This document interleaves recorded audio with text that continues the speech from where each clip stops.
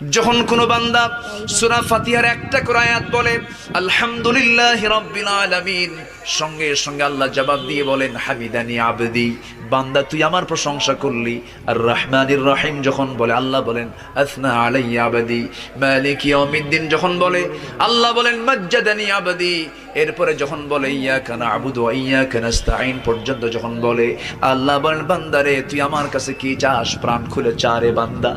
ইহদিনাস সিরাতাল মুস্তাকিম থেকে শুরু করে নিয়া ওয়ালাদ-দাল্লিন পর্যন্ত যখন বান্দা বলে তখন আল্লাহ বলেন বান্দা নামাজের মধ্যে এমন প্রেমের খেলা খেললি বান্দা, তুই যা চাইলি সব আমি আল্লাহ কবুল করলাম। ওই বান্দা যখন রুকুতে যায় আল্লাহ তখন অস্থির হন।